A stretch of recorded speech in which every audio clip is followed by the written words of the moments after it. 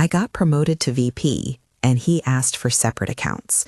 That sentence sits in my head like a receipt clipped to the fridge, proud and mundane and impossible to ignore all at once. I had just hung up with HR. The corner office, the title, the new salary band. It felt like a private victory I'd earned with late nights and a lot of carefully timed coffee. My phone buzzed with congratulations from 3 colleagues before Ryan walked into the kitchen, towel around his shoulders, hair still damp from a run. I wanted him to smile. I wanted the small domestic ritual, pouring the rosé, uncorking the celebration, to feel mutual.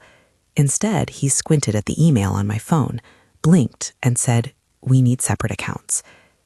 The words sat under the hum of the refrigerator. For a second, the rosemary in its little pot on the windowsill smelled like a prop in a life I had been assuming we shared. Separate accounts, I echoed. Why?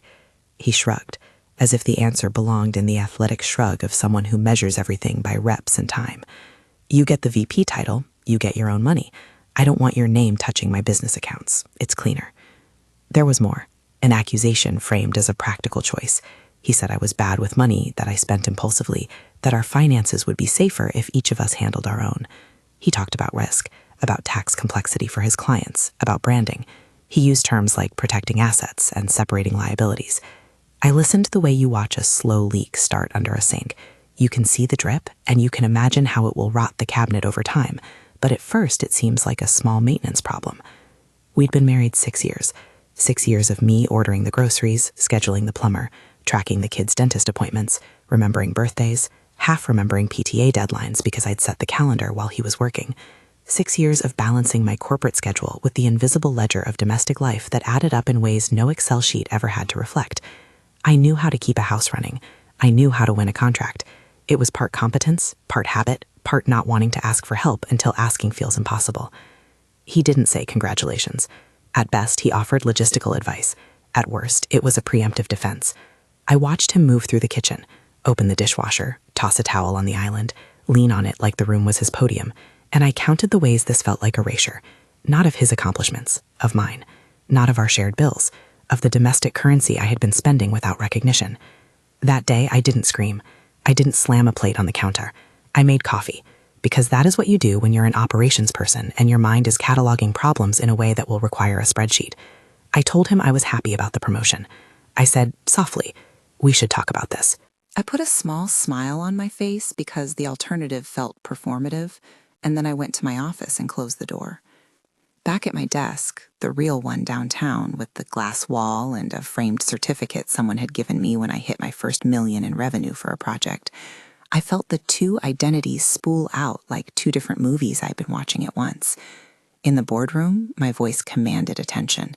At home, my labor evaporated into background maintenance. In the months and years before the promotion, I had believed those worlds could coexist. The separate accounts suggestion was the first fossilized proof that they were slipping apart. That evening, I sat at the kitchen table with my laptop balanced on a stack of mail. The house hummed around me, the dryer finishing its cycle, the neighbor's dog barking intermittently, the faint music drifting from Ryan's laptop where he was editing a workout video. I opened an empty spreadsheet and titled the file financialtruth.xlsx with hands that felt steady for the first time in weeks. I saved it, both out of habit and out of something that looked suspiciously like defiance. I backed it up to the cloud, then to a second external drive, then to an encrypted folder. If documentation is power, redundancy is a safeguard. I started where you start when you mean to be honest, with the facts you can find. I downloaded statements from every account I could access: our job checking, my personal brokerage, the credit card used for household expenses, the retirement accounts.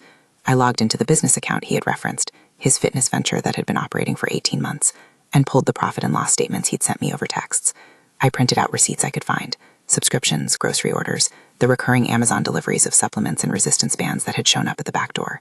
I didn't want an argument. I wanted a ledger. Numbers are impersonal in a way that human conversations are not. They are stubborn and precise. Their cold arithmetic is a kind of mercy when feelings cloud the view. I worked methodically. Date, description, amount, category. Every time I hit enter, the spreadsheet added up another column. There was a rhythm, cell by cell, line by line, like knitting.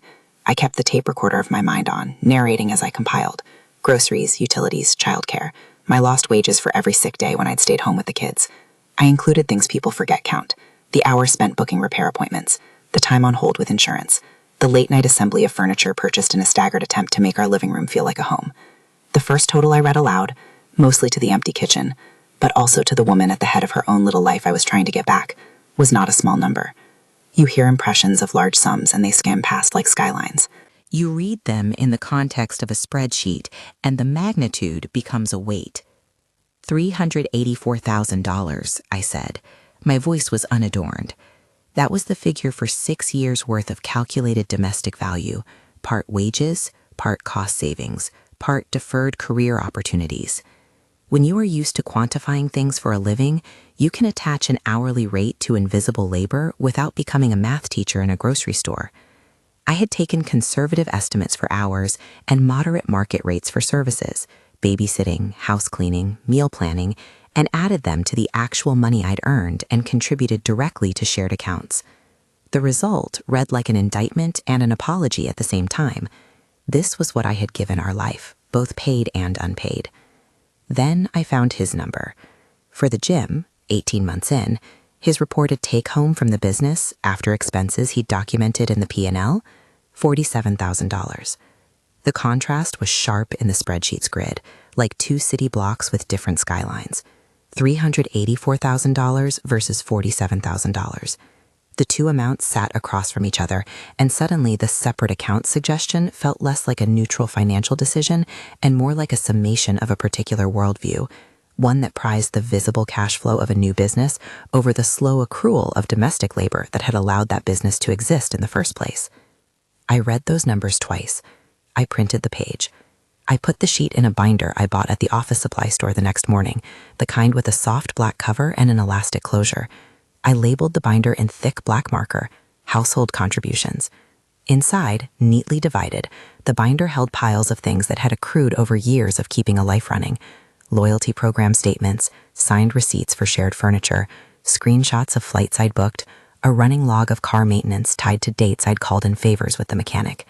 I included emails where Ryan asked for help with scheduling his classes or the time he'd asked me to call a vendor because he was in back-to-back sessions. I wasn't trying to humiliate him. I was making visible the network that had always existed beneath what he presented to the world as his entrepreneurial independence. I told no one about the binder at first. I wanted it to exist as an unassailable artifact, something that could not be dismissed as melodrama. I knew that people who haven't lived inside those invisible ledgers often respond defensively when confronted with them. They will, with real emotion, insist they'd never intended to devalue the work done in the margins. So the booklet was less a trap and more like a ledger that demanded a conversation with the integrity of arithmetic. 2 nights into the audit, Shauna called. "You sound oddly calm," she said. Shauna has been my friend since grad school. She knows my impulses when I'm about to launch a spreadsheet like it's a small house. And she has a gift for seeing the practical angle without romanticizing it. "I am calm," I said, "but that calm is the kind that precedes paperwork." She laughed for a second, the kind of laugh that held worry. "Good. Do not go on some dramatic tear without screenshots. I am not saying you will. I am saying the internet exists. Save receipts." I saved 3 copies, I said. 1 encrypted, 1 in the cloud, 1 on an external drive. It's called financial_truth.xlsx. I half expect it to sound like something from a movie, but it's mine. "Of course," she said. "And one more thing. Don't let him gaslight you about numbers. He'll try." The word gaslight landed like a small pebble in a pond. I'd never thought of it that way, less because I couldn't imagine his malice, and more because the slow removal of my contributions had a bureaucratic, benign quality. It happened because we were busy, because priorities shifted, because we both made compromises. Naming it a dynamic sorted it into a category I could manage, not a personal failing, but a relational imbalance that had also been logistical. Claire Caldwell came next. She's my neighbor across the hall and a CPA by profession, the kind of person who smells faintly of mint tea and can make amortization schedules read like poetry. When I told her over coffee in the hallway that week, she asked practical questions. "Do you have joint accounts? Do you know what portion of bills he pays? How's the business revenue recognized?" She peered at me like someone looking at a set of tangled cords, then smiled with the particular relief accountants have when confronted with data that can be ordered. "Let me see," she said. "I'll help you reconcile the P&L with personal distributions. Sometimes small businesses report revenues, but not owner draws. That's where a lot of gray lives. She sat with me for an evening and went over the binder page by page. Claire read receipts with a calm I envied. She made notes in the margins and suggested categories that would make sense if I ever wanted to present this to someone. An objective third party, a counselor, an attorney, if needed. She never suggested litigation. That is not her style. She kept returning to the numbers as instruments of understanding. Where the money had been, how the household budget had been conceived, whether the division of labor had an economic mirror. The act of cataloging changed something inside me. There is a difference between a memory and an audited memory. The first is soft and subjective. The second is hard and incontrovertible. When you can point to a number and say, this is what we did, it creates a boundary that words alone cannot cross. It is the equivalent of making a map. Once a place is mapped, people stop saying it's invisible. I began to map more than money. I wrote down hours. I wrote that I had spent 1,200 hours on logistics in 1 year alone. Appointments, calls, coordinating care. Those are estimates, but the spreadsheet format forces you to be generous in some places and conservative in others, and the total is more honest than a memory smudged by emotion. I translated laundry loads, meal planning, and canceled nights out into time units. I didn't do this to win an argument. I did it because I wanted to see, for myself, whether the life I had been keeping was symbiotic or one-sided. At the same time, I kept my pace at work. The promotion required me to be present, to make decisions, to manage a team that relied on me to deliver. Every morning, I put on a blazer that fit the way armor does. Practical, clean lines, a small flourish on the lapel that said I had not lost the pleasure of professional accomplishment. I learned to compartmentalize in ways that were useful and painful. I could sit in a meeting and decide strategy for a quarter, then go home and schedule an HVAC repair. The split life felt like an emergency protocol I'd run for too long. When I told Ryan I was opening a separate bank account, he raised an eyebrow. "So you're separating now?" he asked, as if the bank app could decide the character of our marriage. "No," I said. "I'm creating an account. It's for clarity." I tried to be neutral, which is a way of not letting my voice be swept up in anger before I'd seen the facts. The first transaction I made into the account was symbolic and small. My first paycheck post-promotion, moved into a new account under my name with a memo that read, "Salary, personal." I didn't hide it. I told him. I gave him the login as I opened it. This was not an act of secrecy. It was an enactment of boundaries I had been too polite to name before. He reacted in stages. At first, there was curiosity, then irritation, then a kind of theatrical bewilderment. He started leaving his coffee mug on the island in the morning with the resigned face of someone watching the furniture of his life being rearranged. For a few days, breakfast was colder. I found that he microwaved his eggs because he didn't know which pan I used. Small saboteurs of intimacy. He began to text me for small sums. "Can you Venmo me $20 for protein powder?" Or, "Can you cover dinner? I'll send Venmo later." The requests were not dramatic in any legal sense, but together they formed a pattern. A sudden recentering of financial responsibility onto me, followed by an explicit token offering when the ledger needed balancing. I responded the way my spreadsheets had taught me to respond. I sent Venmo requests for the household items he'd used and hadn't reimbursed. I started a shared tracker for groceries and utilities and enforced what had always been an informal expectation, that we each cover half of certain recurring household costs. The half, a number we'd never quantified, became a real figure, $1,650 a month for combined household expenditures split evenly. I typed that number into the tracker and sent him a calendar invite that read, plainly, monthly household contribution, $1,650, due first of month. There was something tender and petty about it at the same time. Tender because I had finally named the thing that had worn me down. Petty because the calendar invitation felt like a small piece of performance art in a marriage that had once been more improvisational. He pushed back. He said the number was arbitrary. He said he had to invest in his business and that the cash flow would be tight for a few months. He promised to Venmo. He sometimes did. There is a middle ground here that is important to name. Boundary setting is not a weapon. It is a tool. It is not necessarily a final severing. It is a declaration that labor and money are not invisible by default, and that recognition is not optional. When I made the spreadsheet, when I saved and backed up financial.xlsx, I felt less like someone preparing for war and more like someone setting the terms for a conversation I had been too exhausted to initiate. People often imagine these conversations as dramatic confrontations in public places. Mine were mostly administrative. Emails, calendars, receipts. I set alarms. I scheduled a Sunday for him to try to cook dinner and offered to sit in the kitchen and coach him. He laughed at that and said he'd watch a tutorial video. He watched 5 seconds and then texted me from the basement. "Where did you put the mixing bowls?" Small things, large things. They were all evidence of a previous division of labor that had calcified into expectation. At work, the promotion had different reverberations. Colleagues called to congratulate me. My manager texted a reminder about a strategy offsite. The corner office was not just a new title, it was a physical reshuffling of space that made me feel both seen and oddly exposed. There is a peculiar loneliness when visibility at work does not translate into changes at home. I could stand in front of a whiteboard and map company strategy and still be the one who remembered the dog's vet appointment at 7 p.m. I kept thinking about how recognition flows differently in different contexts. A bonus check that appears with no questions versus a question about whether the dishwasher tabs were used correctly. 2 weeks into the audit, I discovered a series of subscription charges he'd set up on my shared card, ones for the gym subscriptions and software for his coaching clients. They were modest individually, but in aggregate they were curious. In the P&L for his business, those were partially listed as business expenses.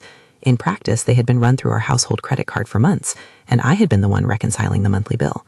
That discovery felt like an inflection point. It was not a smoking gun of malintent.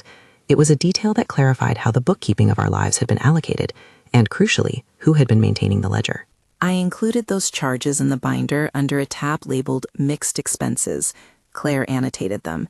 "This is where a lot of households get fuzzy," she told me. "Small business versus household.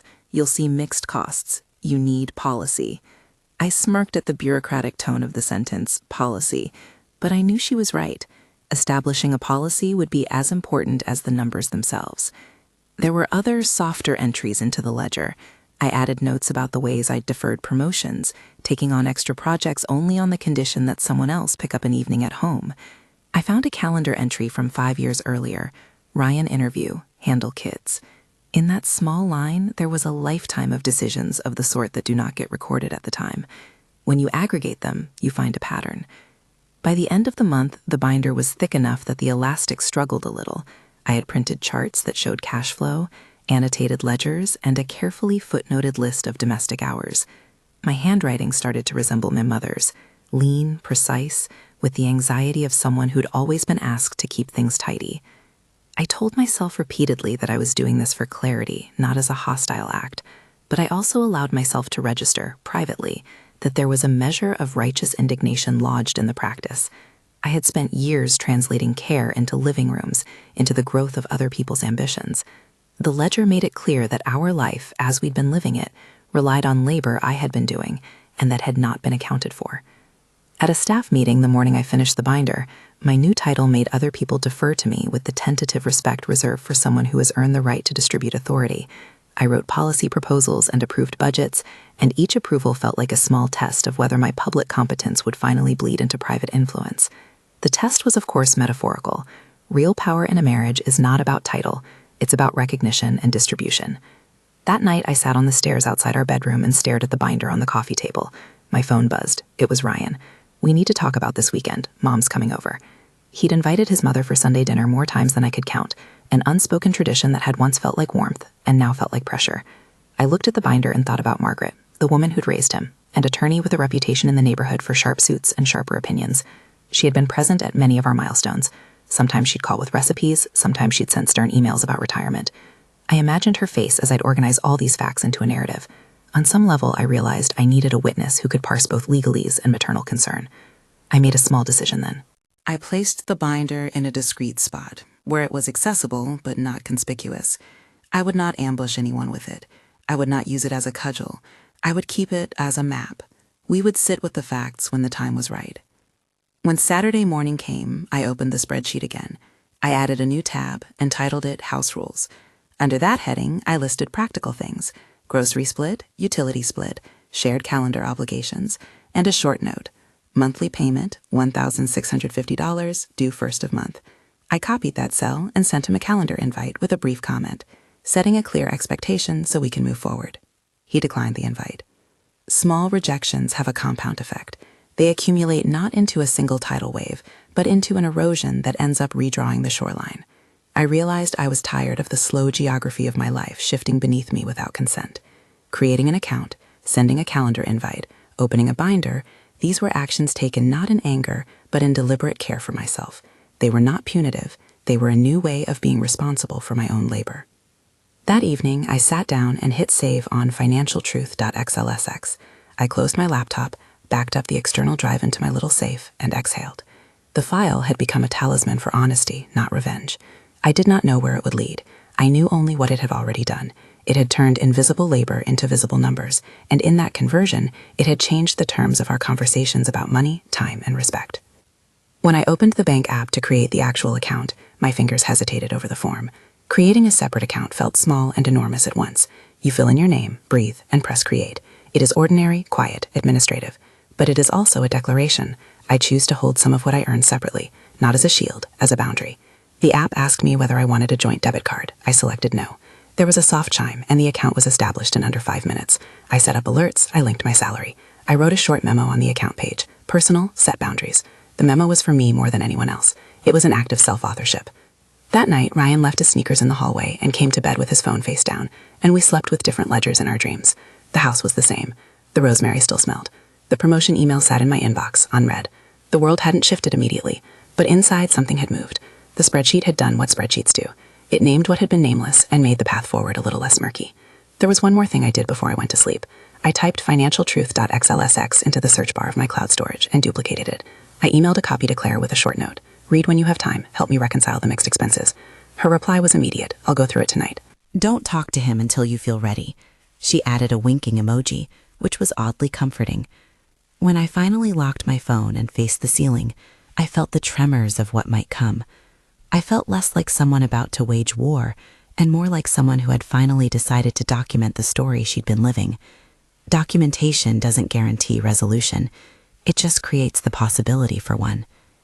The next morning, Ryan made coffee without asking me how I like it. He left the cup on the counter, a silent gesture, and walked out to run a video shoot.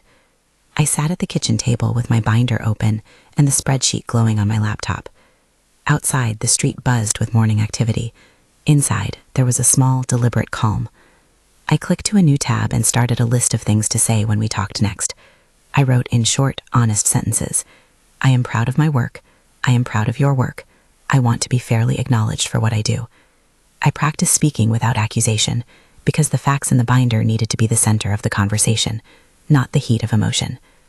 As I was closing the notebook, my phone buzzed with a text from Ryan. Mom decided to come up Sunday. Thought it'd be nice. Hope that's okay. I looked at the message, then at the binder, and then back at the spreadsheet. I felt something shift under my feet again, but this time it was a deliberate tilting toward clarity rather than avoidance. 4 days until Sunday. I began to plan, not to entrap, but to be prepared for the possibility that the presence of a witness might change the dynamics in ways that words alone could not. I thought of Margaret, an attorney, respected in the neighborhood, with a voice that carries and a temper that resists nonsense. I thought of how she had once scolded me gently for not accepting help after a hospital stay, and how she had baked sourdough once and left it on the porch like a peace offering. I wanted her to see, if she was to come, the binder as an honest account. I placed a sticky note on the binder with the words, "Do not ambush." I mean it for myself as much as for anyone. Evidence used to shame is not evidence used to repair. If we wanted repair, or even just recognition, we needed to show the facts in a way that made dialogue possible. I had no illusions about how the next few days might go. There would be small acts of sabotage, the microwave eggs, the cold coffee, and there would be the possibility that he would double down on this separate accounts line and declare it a practical housekeeping issue. There would also be the possibility, which vulnerability suggests but does not guarantee, that the visibility of the ledger would change the conversation altogether. On the 4th morning, I walked to the mailbox, the binder under my arm, and found a note clipped to the neighbor's fence.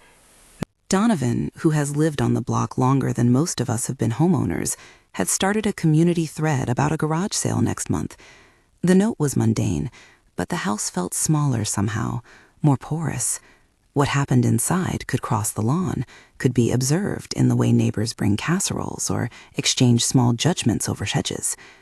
The binder in my arms suddenly felt less like a secret and more like an artifact that, if shown, would not be hidden in the shadows. I placed the binder back on the coffee table and made a decision I hadn't planned exactly. I would prepare a short, calm conversation. I would offer the facts. I would ask for accountability. I would set my boundaries and my expectations. I would not demand an answer in a single sitting. Then I opened the calendar and sent a new invite, this time titled Family Dinner Conversation for Sunday at noon, and I added one line in the description. I would like to discuss household contributions and a plan for shared costs. I invited Margaret specifically when Ryan mentioned her coming. He didn't see the invite before I added her email.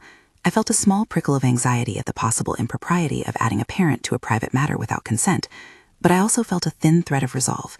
If the ledger was going to be a document to account for facts, then presenting it to someone who respects law and maternal duty made conceptual sense. There are ethical lines in marriage, lines of surprise and consent that you learn over time. I crossed one cautiously. I thought about how disclosure could be a form of protection. Presenting the facts to a trusted third party could temper the tendency to deflect. I thought about Margaret's reputation for fairness. I thought about how mothers sometimes see things their children cannot. I hit send on the calendar invite and sat back.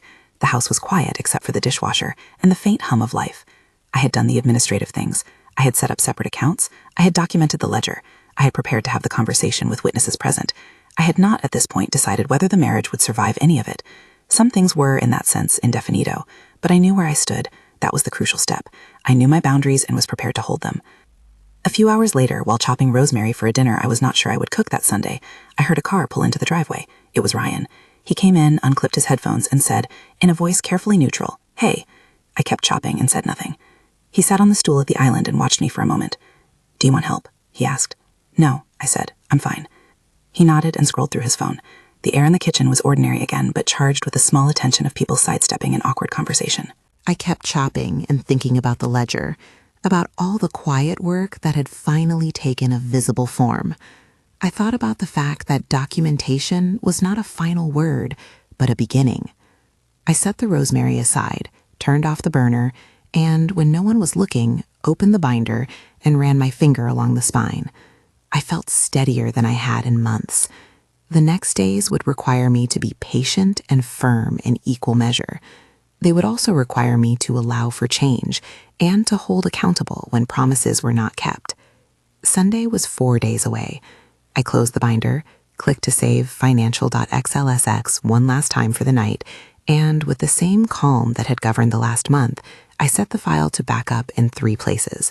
I slid into bed and let my mind finally rest, not because I had an answer, but because for the first time in a long while, I knew what I wanted to ask for.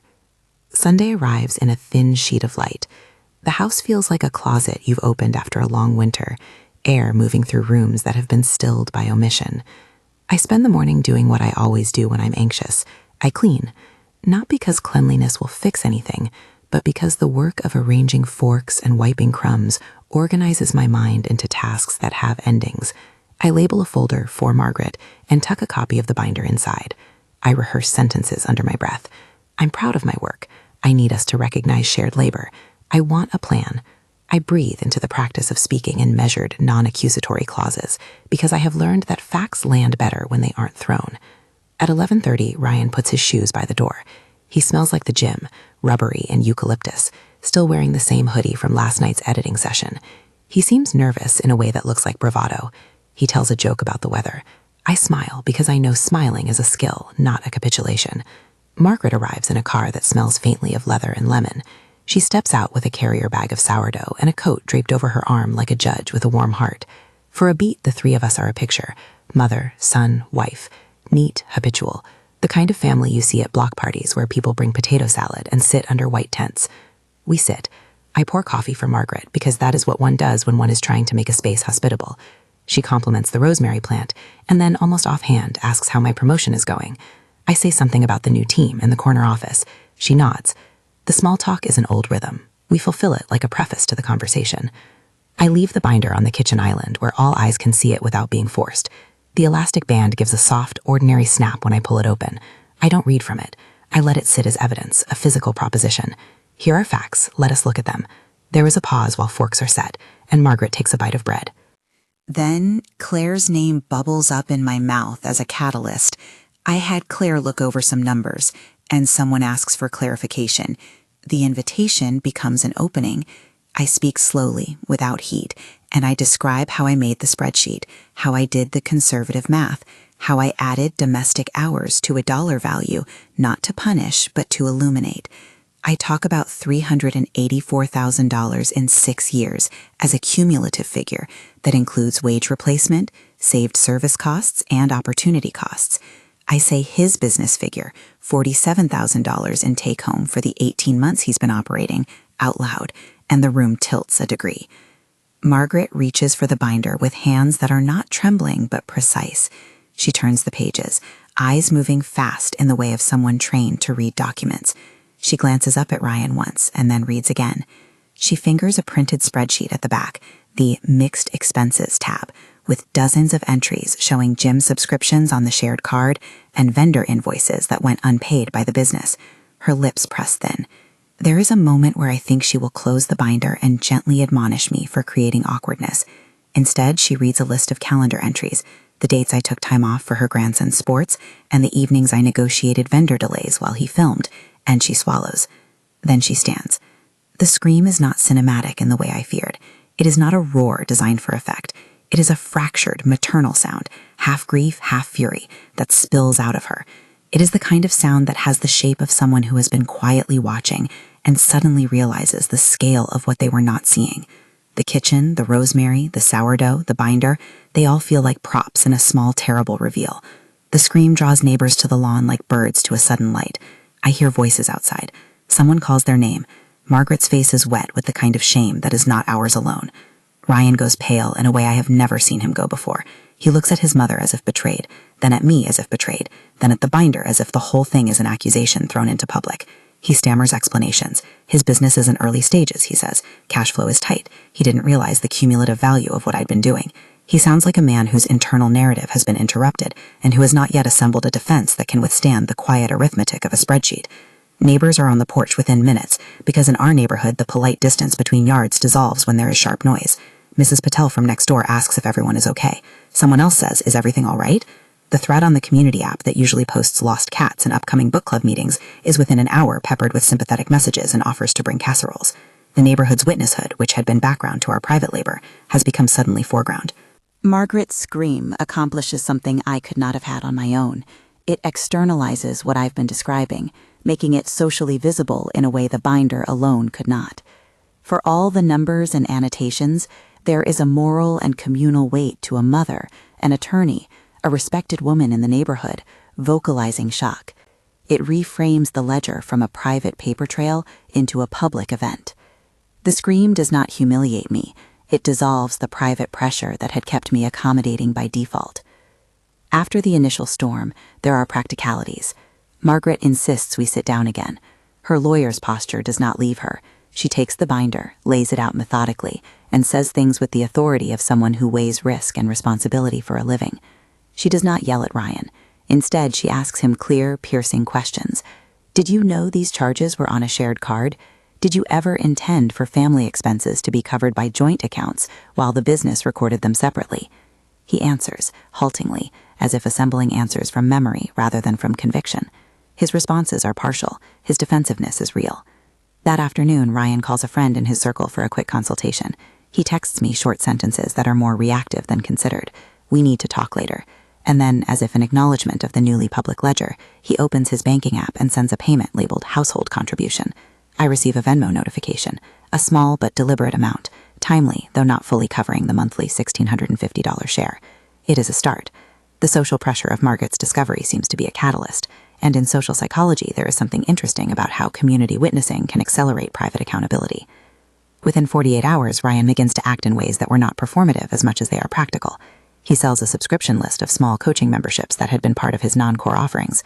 He posts an ad in the local buy and sell for a stack of resistance bands and an extra set of bench press attachments. Some of the items move quickly. Claire helps him price them fairly, not so he is punished, but so the house's ledger reflects tangible reallocation. He drafts a Venmo list each week, clearly labeled grocery, utilities, kid care, and I start to see payments arriving on time more often than not. He copies me on invoices and receipts. He keeps a spreadsheet that is clumsier than mine, but earnest. He also calls Dr. Morrison and schedules a first session. He does it awkwardly, in fragments, voice messages left on my phone like the trail of someone stepping into cold water. "Booked a therapist," one message says. "First available is next Tuesday." The Dr. Morrison detail matters because it is the first time he is seeking an external framework to process what has been publicly revealed. Therapy begins as a tentative tool. He goes first by himself, Then we meet together with Dr. Morrison in a later session as recommended. Dr. Morrison is practical and blunt in a way that is not shaming. She names patterns, she requests documentation during sessions, she asks for concrete behavioral plans: who pays which bills, who manages which responsibilities, what metrics will show progress. The early months are messy. Accountability in a marriage is not a tidy ledger item. It is a lived negotiation with feelings, habits, and old hurts. Ryan pays the $1,650, sometimes late. Sometimes he sends partial sums. He owes a back payment for months he had not contributed fully, and he begins to amortize it into manageable chunks.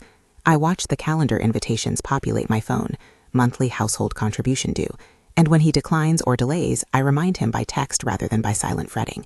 The practice of asking for what I deserve is new for me, and it is corrective. Shauna sits with me on a Tuesday in March at our usual coffee shop and listens without offering solutions. She brings a notebook and draws a small table with columns labeled emotional labor, monetary value, timeline. She writes down the dates I tell her and folds her hands in a way that says she sees me. "This is so much," she says quietly. "You did the right thing." Her affirmation is not performative. It is a witness to the slow accrual of validated effort. Neighbors write kind messages and sometimes deliver lasagnas. A few of Ryan's online followers send him direct messages, some supportive, some prickly, and he has to defend his choices publicly for the first time. That is awkward for him. A man comfortable with lighting and camera knows nothing about being questioned in the grocery store aisle by someone who recognizes him and asks about his mother's reaction. There is humiliation in that, and it is an adult version of accountability. Therapy with Dr. Morrison unpacks things we've been doing out of habit. Ryan's need to be the visible breadwinner, my habit of taking on logistical responsibilities to smooth the edges, the cultural scripts on which our marriage had leaned.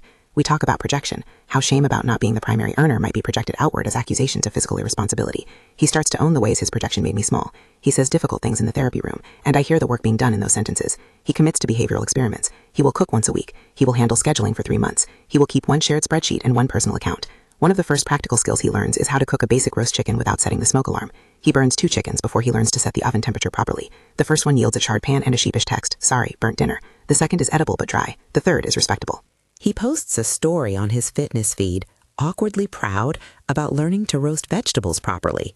The comment thread is a mix of laughs and support. For someone for whom image matters, learning to be bad at something in public is an accountability exercise.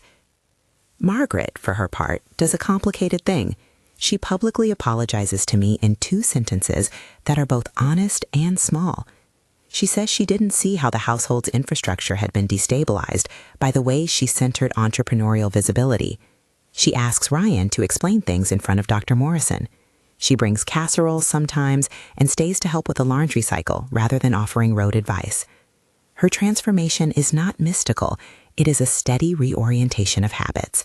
She does not erase the past, but she acknowledges how she had been part of a pattern that normalized the invisibility of domestic labor. Financial changes are concrete. Ryan sells memberships and equipment. He sets an auto payment schedule for the household contribution. He consolidates certain subscriptions and transfers some business expenses properly to his company accounts. He begins to document owner draws clearly rather than muddling them with shared household expenses.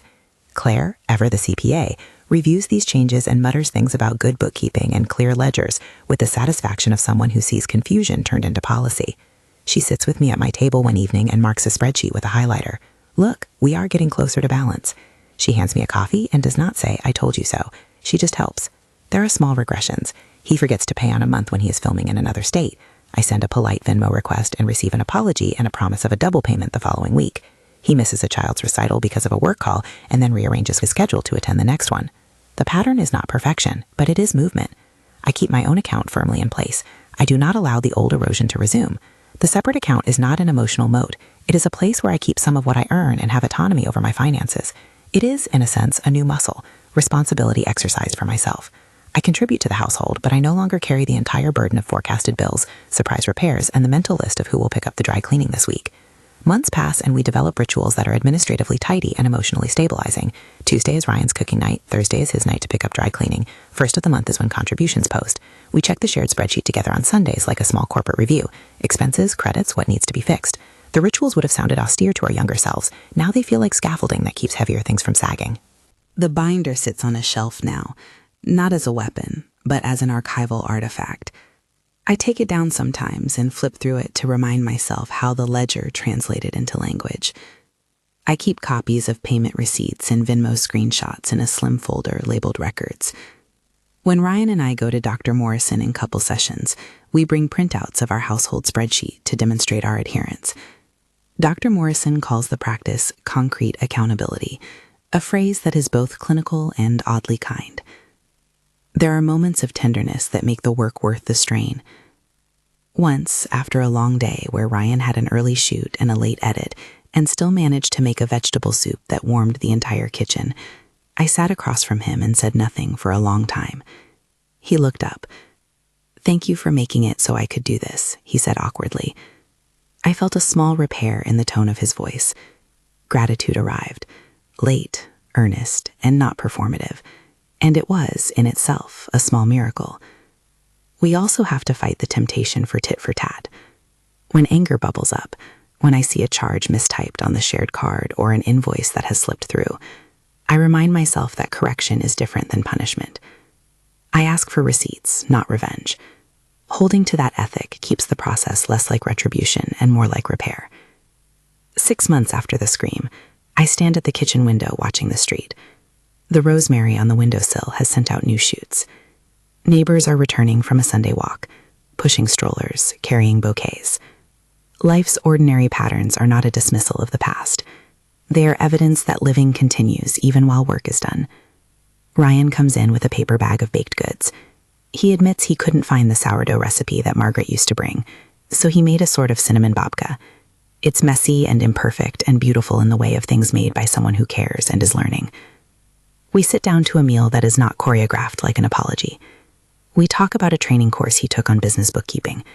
He tells me about a podcast episode he heard on emotional labor, and surprisingly, he quotes a line that shows he is absorbing language we used to use in therapy. "There are invisible costs," he says, not angrily, but as if discovering a technical term. We need to account for them. It is a sentence I have wanted for years, and when it comes from him, it lands with relief. Margaret visits less like a judge and more like an ally. She and I exchange notes on recipes, on doctors, on what to do when someone is overtired. She apologizes again one afternoon, quiet and specific. "I should have listened sooner," she says. "I'm sorry I wasn't a clearer witness." Her apology is not a single sweeping bomb. It is the start of steadiness. For all the movement, the future remains indefinito in one important sense. I cannot and will not claim that everything is healed. Patterns are stubborn. They have a way of returning if not vigilantly held. We have a plan, months of continued therapy, documented payments, a policy of shared calendars and mutual responsibility. There is a timeline we agreed on in therapy, a set of behavioral milestones to guide our relationship's repair. If he consistently meets those behaviors over time, we will continue to rebuild. If not, I reserve the right to choose differently. That is not a threat. It is an assertion of autonomy. There are particular, small markers that have become our proof points. He sold the online memberships and transferred the proceeds into the shared account. He sold the strength bench and a set of dumbbells through a local sale and gave me the receipt. He learned to cook a few basic meals and now handles meal prep at least twice a week. He sacrificially took on a month of night pickups for PTA responsibilities when I had a heavy travel schedule. He sits in our household review meeting and participates without defensiveness more often than not. But there are also nights when I cry alone in the car after a long day because the strain of advocating for recognition wears thin. There are days when I wonder whether the public exposure that triggered change would have been the only way forward. Those moments are real. They are part of the messy record. A few weeks ago, Ryan asked if I would be willing to go on a low-stakes date night. "No agenda," he said. "Just dinner." I said yes. We walked past the corner office building that still has a plaque in the lobby from the company I run, and for a moment our lives aligned under different lights. His entrepreneur glow, my corporate lamp, and we both laughed at the strangeness of our overlapping worlds. We ate tacos and talked about nonsense for a while. It was not a sign that everything is fixed. It was a sign that two people who'd been partners in different kinds of work were slowly learning how to be partners in the same project again. I tell this story not because I want to prescribe a path for anyone else. Every household has its own architecture. But because I want to name what I found useful: documentation, witness, and boundaries. The binder and the spreadsheet were not theatrical devices. They were tools that made an invisible infrastructure visible. The scream was not a vindictive spectacle. It was a moment when a witness vocalized what the ledger had shown. Therapy was not a magic fix. It was a place where patterns were named and replaced with experiments. Selling memberships and paying bills on time were not dramatic heroics. They were small acts of reallocation that had outsized emotional meaning. Sometimes people ask me if I regret inviting Margaret. The answer is complicated. There was a tension between wanting a private reconciliation and needing a public witness to break a normalization that had wrapped itself around my life. I chose witness because private negotiations had failed to yield acknowledgement for years. The public reaction, the casseroles, the neighborly concern, the community app messages, was not what fixed things, but it created an ecosystem in which accountability could thrive rather than be dismissed. If you've stayed with me this far, I'll say something simply. Recognizing invisible labor is not a way to score points. It is a way to be fair. The ledger was not about punitive accounting as much as it was about restoring proportionality between care and reward. It allowed us to set terms we could live with, terms that included both shared responsibility and individual autonomy. I keep the file named financialtruth.xlsx on a thumb drive in a drawer now. Sometimes I open it just to remember how steady my hands were when I typed the numbers. Sometimes I look at the $384,000 total and feel a grief that is not about money, but about the years it took to be seen. Sometimes I look at the $47,000 and think about how visibility in a small business is seductive and can be mistaken for sole contribution. The numbers remain stubbornly factual. They are not moral verdicts, but evidence that led to a conversation we could not avoid. There are new rituals, a monthly household meeting, a binder of receipts that we both can access, an agreement that major business expenses will be paid out of business accounts, and a rule that the first of the month is sacred for household transfers. There is also, stubbornly, my separate account, which I fund and control. It's not a wall, it's a safety line that allows me to take risks professionally without fear that my domestic labor will be invisibly taxed away. The scream is a moment that lives in my memory like a photograph, sudden, loud, and clarifying. But what followed mattered more than the sound. The months that followed were filled with small, steady acts that either built trust or showed where trust needed boundaries. We continue to walk that line. Our marriage is not a tidy success story in either direction. It is a work in progress, one that now includes, finally, mutual accounting.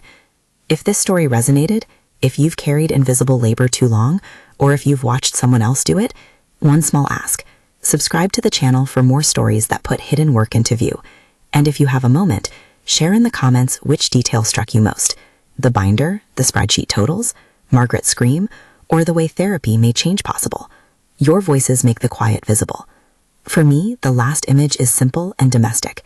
I stand at the kitchen window on a late afternoon, cup of tea cooling in my hands, and I watch Ryan in the yard, fixing the fence he'd previously asked me to get quotes for. He is practical and focused and clumsy and earnest. Margaret waves from her porch and mouths something that looks like reparation. The rosemary on the sill reaches for the light. The ledger sits less like a weapon and more like a map. We consult now and then to keep our bearings. Whether this marriage stays or shifts into something else remains indefinito. What I know is this: I am no longer invisible. I have a file, a set of practices, and a refusal to let my labor be assumed. The promotion was not what changed my life alone. The promotion was a moment that exposed a fault line. The binder, the scream, and the months of work were the repair. That is the truth I carry forward. If you have a story like this, about recognition, about accounting for care, leave it below. I read comments, and so do my friends who have kept me honest. If you want more of these kinds of long-form, careful testimonies, please like the video and subscribe. Thank you for listening.